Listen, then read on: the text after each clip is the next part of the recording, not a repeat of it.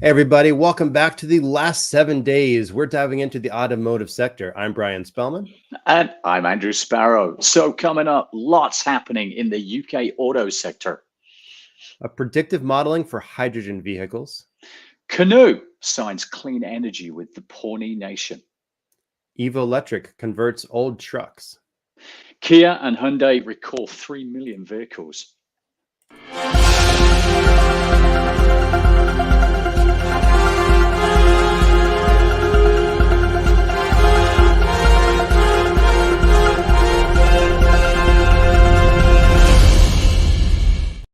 So Andrew, what is happening with the automotive sector in the UK? Funny you should ask. First up, it's been a fantastic few months for the UK's booming automotive industry with billions of pounds invested and thousands of jobs created and secured. As an example, the first electric vehicle started rolling off the production line at Stellantis Ellesmere Port Plant following a £100 million investment program that secured the site's future and more than 1,000 jobs. Second, they built in Britain at Burnaston. Toyota unveiled the world's first hydrogen-fueled Hilux pickup. I think we mentioned that a couple of weeks back, Brian. In addition, Rolls-Royce Motor Cars submitted plans for a major expansion of its Goodwood manufacturing plant. Wrightbus launched a major recruitment drive with hundreds of jobs and apprenticeships available at its Ballymena manufacturing plant. And BMW announced a £600 million investment at its Oxford and Swindon plants to prepare the factories for electric mini production, securing more than 4,000 British jobs. A lot happening in the UK. Is this the response to Brexit? We'll see. It sounds like a lot is happening, and we are now going to be joined by our very own Dan Wilson, our automotive aficionado, to talk about, I believe, some hydrogen, maybe some hot air news. Hey, Dan, welcome to the show. Good morning, good afternoon, and good night. There goes the hot air. So go ahead. Yeah, I was saying, what do you have for us? I believe the headline was something about predictive models in hydrogen. Yeah, so pretty exciting for hydrogen cars. Predictive models could improve the hydrogen station availability. So researchers offer an idea to cut down on scheduled maintenance and boost motorist confidence. So the consumer confidence in driving hydrogen-fueled vehicles could be improved by having station operators adopt a quote predictive model that helps them anticipate maintenance needs, and so it's pretty exciting news for them. So is there more of a challenge with hydrogen stations than there is with gasoline stations? Yeah. And I think the biggest challenge is, what they know what the electric stations, EV stations can do, but they don't know about the hydrogen yet. So there's they're still in research phase of that. But this is pretty good. This is good news. Yeah. I mean, I know in Cali, what do we got? I don't know, 1,000 gas stations around the state, and how many hydrogen stations do we have? Probably a few. So maybe that's what's impacting scalability amongst other things then. Mm-hmm. Okay. Mm-hmm. Yeah. And what typically takes, I don't know, over 45 minutes to charge your EV vehicle, I'm hearing some good news about hydrogen only taking about 3 to 4 minutes. Makes sense. Yeah. So for me, just picking up on that. Oh, that was interesting. What happened there? That Brian's was just not anything Brian clicked on. Brian is messing with us here.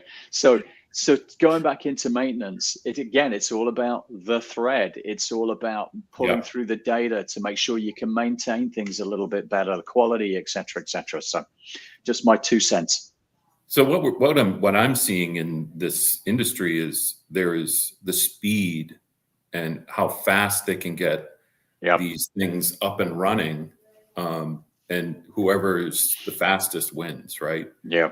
So it goes back to the PLM. And the speed in which you can get that product through to the customer and in their hands. Yeah. Wow. Good.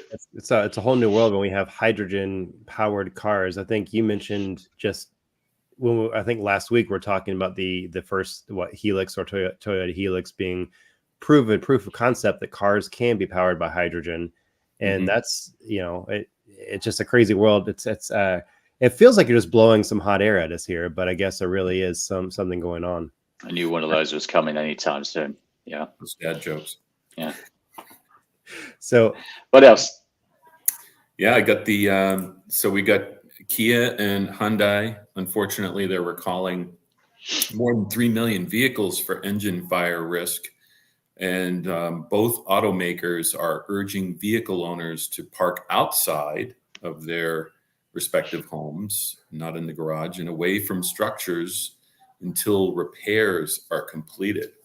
Wait, so you're saying the explosive news is not that your hydrogen-filled car might be an exploding blimp, but that the car that's actually parked in your garage right now might catch on fire spontaneously?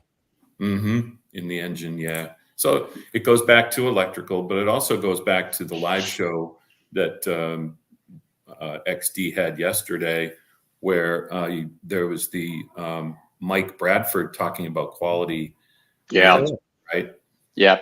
What was the number, Andrew, of how many recalls that they had? Yeah, I was just going to say, I think it was hitting almost 15 million sales per year. In fact, if I remember exactly, 14.75, whereas there are 30.8 million recalls every year.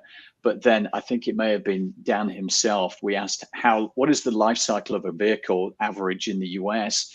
I think it was 10 years. So when you do the math, you're basically looking at something in the region of 20% of all vehicles sold are being recalled at some point in their life. Astonishing. That needs fixing. Yeah, that's a huge argument for a strong product lifecycle planning there. Get the design done, get manufacturing quality, get your supplier quality up, etc. All of those things.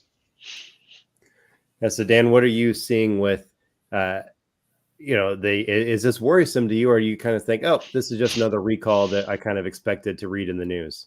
No, and something like this, when engine bays can catch fire, it's never a good, never a good thing.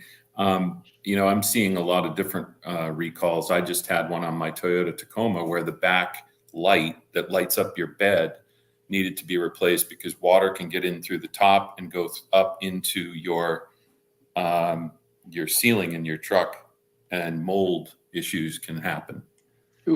So there's a little bit of quality management issues surrounding a lot of different things, and it is very worrisome, especially if they're asking you not to park near structures, and that's like, ooh, do I really want to even drive this vehicle?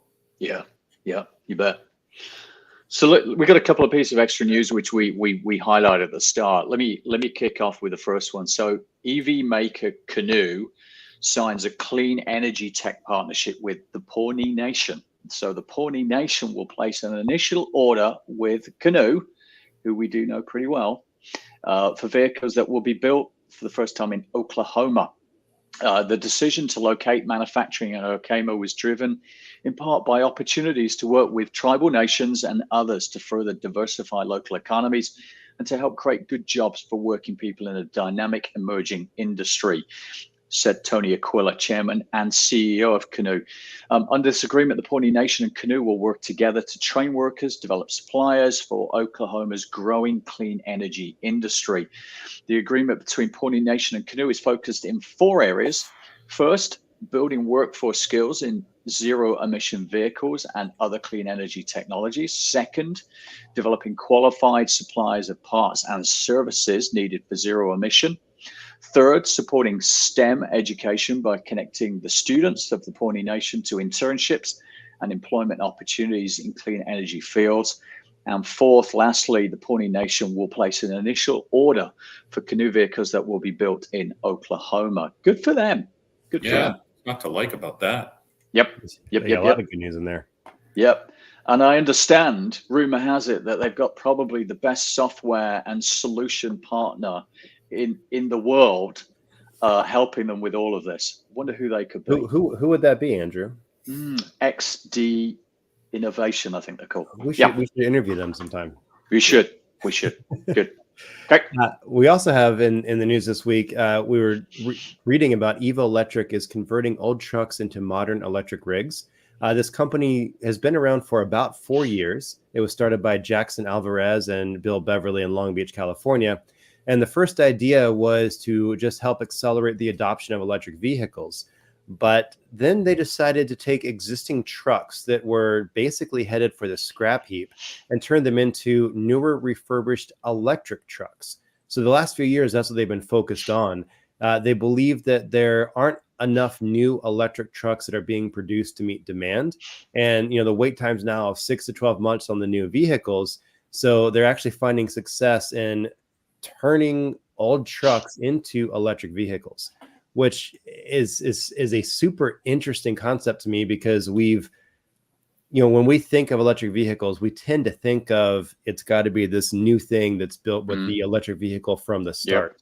So being able to find a way to effectively take, I wonder if my old, 2000 F-150 out there can turn into an electric vehicle. And is that actually cheaper and more effective than a brand new one? I think it's really interesting, because we know Bill and Jackson very well. We were with them day one when they were starting up Evo Electric, and we actually had them on a live show together. And what was really energetic about them is Jackson, as an example, originally is from Colombia, and he and Bill have got this real energy and determination to really bring new energy to emerging economies. And it was really humbling to hear what they want to do. They're creating these low-cost ways of renewable energy solutions for transportation. And they're driven by bringing every part of the world up to that level of sustainability. And obviously, they're starting by going into old trucks, retrofitting. And if there was a vehicle that really is damaging the environment, it's old trucks, let's be honest, other than old ships and old aircraft. So really they've got a great place to be coming from, and full marks to them to go in on this train. Good for them. Yeah, Dan has a comment here. Yeah, if I could add, I go to a lot of different car shows and truck shows and things like that with my vehicles, and I'm seeing this more and more. The only vehicle out there that's truck related that is ready for prime time, but to your point, Brian, it's 6 to 12 months out to get this in the hands of the consumer, is the Ford F-150 Lightning. I'm seeing it. There's a 67 Cadillac that was just posted on one of my custom car website LinkedIn sites that I joined, and it had an electric engine in it. And it went up against the electric Stingray E-Ray Corvette, and it was like toe to toe. And that's a heavy vehicle, a 67 Cadillac. I'm seeing it more and more at these car shows too. Trucks being retroed to electric. You go up to the truck and you're like, oh, I want to see this big chromed out engine. You look in there and it's this little teeny electric. Teeny? Not usually teeny, but that's interesting. It's smaller than the engine that you're thinking about, right? It doesn't have all of the things, but it's also got the battery layer underneath, which is pretty cool. Yeah. It's awesome. Well, I just want to thank you, Dan, for joining us for the news show today, and hopefully our audience has learned a little bit about automotive. And if you need more insights from Dan, every Friday he posts a bit of history about CAD PLM. What was today's headline? Today we're talking about 1995 and the entrance to SolidWorks. So if you want to find out trivia about the entrance to SolidWorks in 1995, head over to Dan Wilson's LinkedIn, and we'll catch you all next week. 3D CAD for all. There we go. See you next week, Dan.